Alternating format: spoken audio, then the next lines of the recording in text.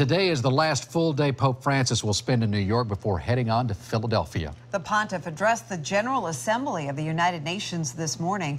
As expected, he talked about the environment, saying that taking urgent action is needed to halt the destruction of God's creation. Pope Francis asked world leaders to help the poor and find ways to make sure more people are included in sharing the wealth created in their nations. The pontiff also gave praise to the Iran nuclear deal, calling it proof of goodwill.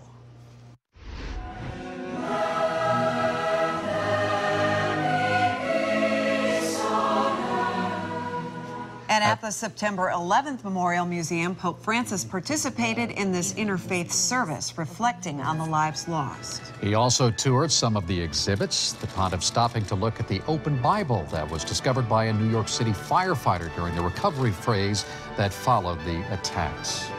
Jen Lee has been with the Pope every step of the way, and she joins us now live from New York City tonight. Hi, Jen. Yeah, hi there, Sarah. You know, the Pope today has... Hey there, Keith and Stacy. We continue to monitor the Pope's progress here in New York City from our perch at 30 Rock.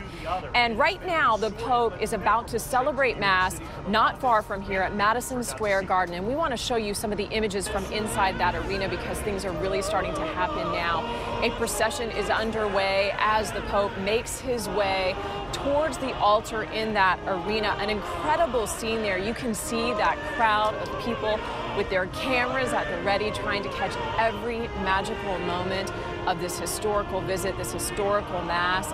There are 20,000 people in attendance there at what some describe as the most famous arena in the country.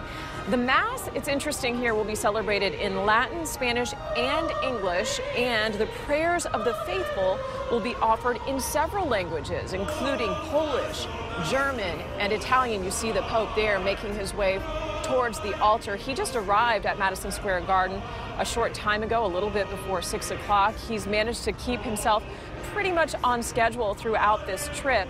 This is, as you mentioned, the last full day of events for him here in New York City. Tomorrow morning, he gets up and he continues his third and final leg of his U.S. visit when he leaves for Philadelphia to round out his trip this weekend. Guys? So, Jen, earlier today when the Pope was at the 9/11 memorial, I know a Polk State College professor was playing guitar. How did that go?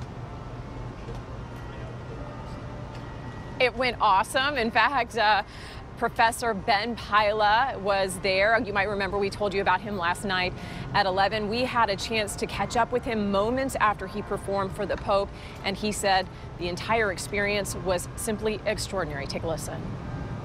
It's up there as one of the best. To play in the presence of the Pope is, I mean, a once-in-a-lifetime experience, and I'll never forget it. We'll spend the night tonight in New York City.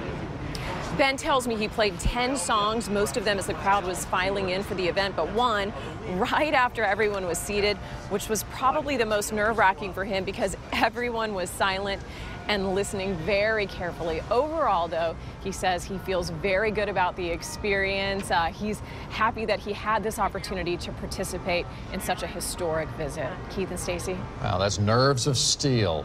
Thank you, Jen Lee, live in New York City tonight. And we'll be touching base with Jen again. We're going to have more coverage tonight at 7, in fact, and 11 o'clock, and throughout the weekend as America welcomes Pope Francis.